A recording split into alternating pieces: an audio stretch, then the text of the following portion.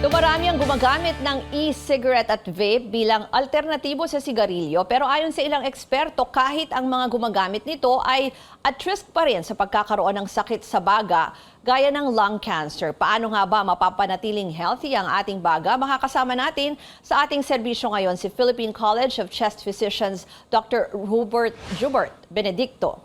At pwede rin po kayong sumali sa aming talakayan, i-post ang inyong mga tanong o komento sa aming Facebook Live. Magandang hapon po, Doc. Magandang hapon din po sa inyo at sa lahat po ng nakikinig po at nanonood. Una po muna, pakibigyan po kami ng idea. Dito po sa Pilipinas, gaano po ba kakalat itong lung cancer? Opo, at tulad po ng nabanggit nyo sa simula po ng inyong programa, pangalawa po ito mula dun sa ating 2020 statistics sa mga bagong cancer. No? Nangunguna lang po dun yung breast cancer, pangalawa po yung lung cancer. At ito po ang nangungunang uri ng cancer sa mga kalalakihan, sa kababaihan naman po, ika-4 po siya. At ang unfortunate po na balita dyan ay siya po ang #1 cause of death. Mas marami po baling namamatay sa lung cancer among all other cancers po. Okay. So unahin po muna natin, Doc, yung pag-usapan yung mismong lung cancer. Ano po ba yan at paano po yan nade-develop?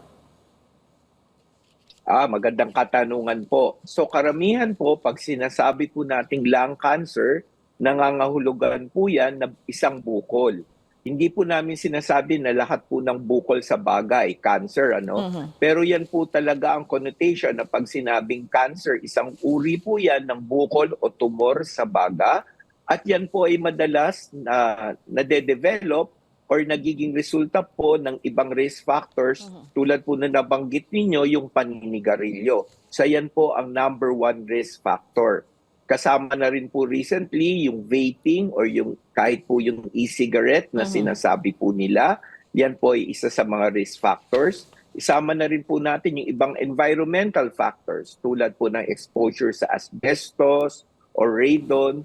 Tapos napatunayan na rin po na yung mga primary relative na may lung cancer, madalas po more at risk po siya kumpara po sa isang tao na wala pong mga kamag-anak na may lung cancer. Okay. So yung binanggit nyo lang, interesting lang yung binanggit nyo kasi ang iniisip ng iba yung, kasi sinasabi yung risk factor din yung mga nagve-vape. Kasi ang iniisip po ng mga tao parang alternative or parang healthy, nakapalit po yan ng paninigarilyo.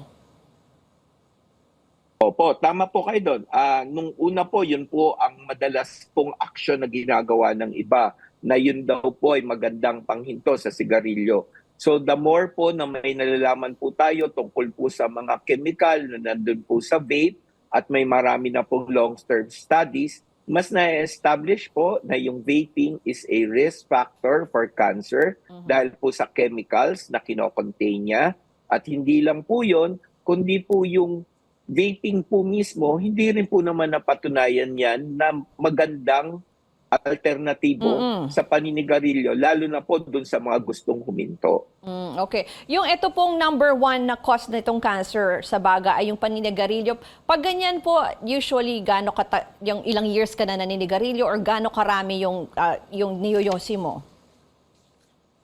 Tama po rin kayo, no? So madalas po sa pag-aaral, sinasabing significant na yung factors or risk factor for smoking. Pag sinasabi nating madalas, madami na yan or 20 pack years. Ibig po sabihin, naninigarilyo na halos 1 pack per day for 20 years. Pero, yun lang po sabihin ko, may pero po dyan.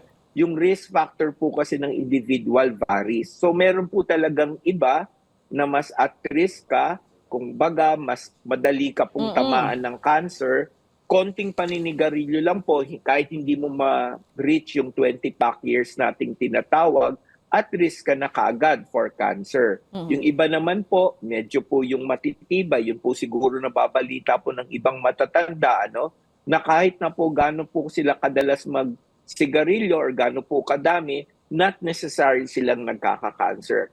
Pero ang sinasabi po ng pag-aaral, yung paninigarilyo po, consistent na cause po siya ng lung cancer at hindi lang po lung cancer, maskin 12 other cancers po. Proven na yung cigarette smoking is a factor or a cause for those cancers po. Okay. Pero yung second-hand smoke naman po, Doc? Magandang katanungan po ulit. Yes po. The short answer is yes. Secondhand smoking is a risk factor for lung cancer din. Kaya madalas po may ibang pasyente na nagugulat, ba't kami nagkaroon ng cancer? Hindi naman kami naninigarilyo. Ni minsan wala akong bisyo. Pero pag in-interview mo po, meron po silang nakakasama na yun po ang matagal na naninigarilyo. So unfortunately, yun po ang maaring nag-trigger ng cancer cells po sa katawan po nila. Okay. Mamaya pagpatuloy po natin ang ating usapan, kasama pa rin si Dr. Jubert Benedicto sa pagbabalik ng Newsroom ngayon dito lang sa CNN Philippines. Natin ang ating serbisyo ngayon, pinag-uusapan natin itong Lung Cancer Awareness Month kasama si Dr. Jubert Benedicto. Doc, so pag-usapan naman po natin ngayon, ano po ba yung mga early signs kung mayroon kang lung cancer? Madalas po talaga ang lung cancer, ang madalas pong senyales niya ay yung ubo. Lalo na yung ubo na hindi gumagaling for at least 2 weeks o yung tinatawag po naming chronic cough. Pabalik-balik na ubo, lalo na kung may plemang may halo po ng dugo, yun po ay talagang red sign na po or warning sign. Tapos yung pabalik-balik po na infection sa baga, or yung tinatawag po nating sometimes may huni pa or pamamaos. Yan po ang mga early signs po na maaring maramdaman ng isang taong may cancer.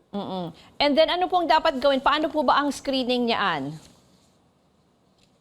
Madalas po, pag may mga senyales na or yun pong mga risk factors na nabanggit po natin kanina, ina-advise po talaga namin syempre magpakonsulta.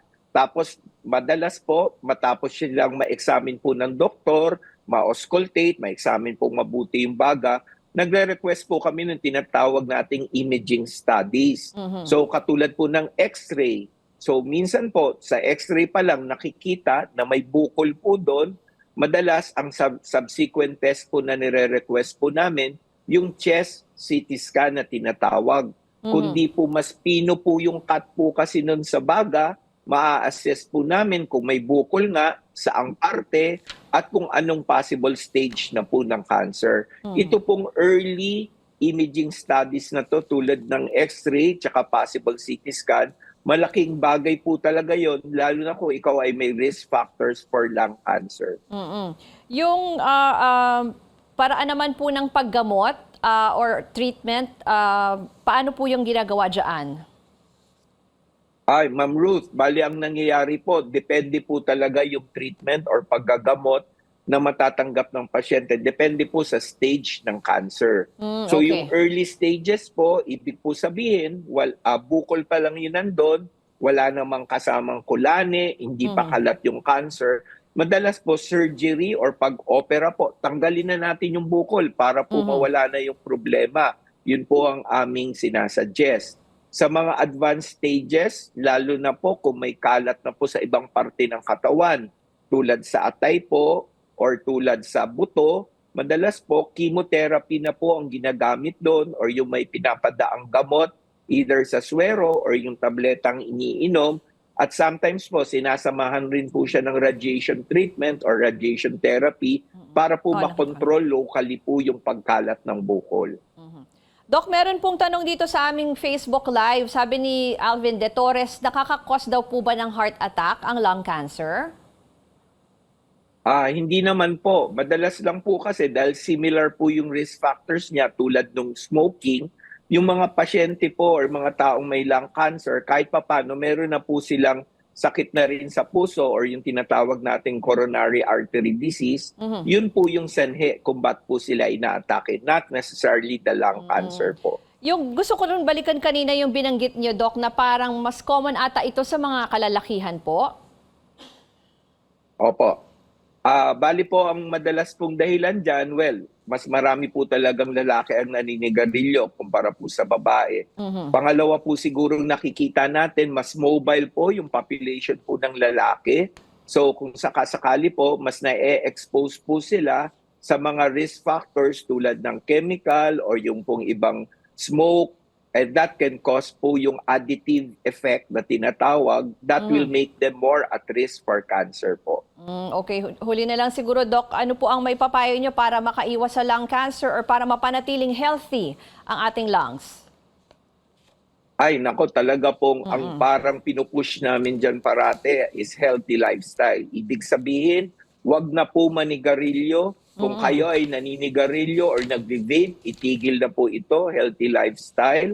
Tapos sabayan pa ho natin ng tamang dieta at tama pong ehersisyo. Healthy lifestyle po makes a difference in terms of lowering your risk for any other cancer, not just lung cancer.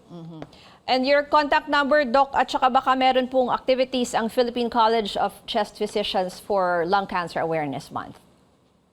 Ay, salamat po sa pagbibigay ng oras sa amin at certainly po napaka-active po ng aming organisasyon, yung mga lung specialist.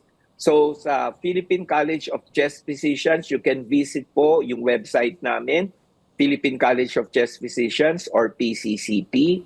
Kasama po sa Lung Awareness Month, yung mangyayari pong mga lay forum namin sa iba't ibang institusyon to.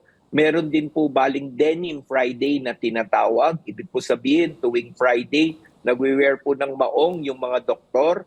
Kasi yan po ay, unang po, yung kulay po na indigo ay naging parang, yun po ang pang-mark ng bukol po sa mga cancer. Kaya po may Denim Friday. Just to raise the awareness po regarding this cancer.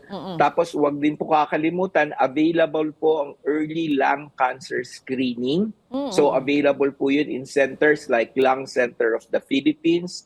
Pag kayo po ay may risk factor, tulad po na napag-usapan natin sa programa, yun po ay pwedeng gawin sa inyo. Low-dose CT scan, baka po ma-detect nating maaga yung cancer ninyo. Maraming pong salamat kay Dr. Joubert Benedicto ng Philippine College of Chest Physicians.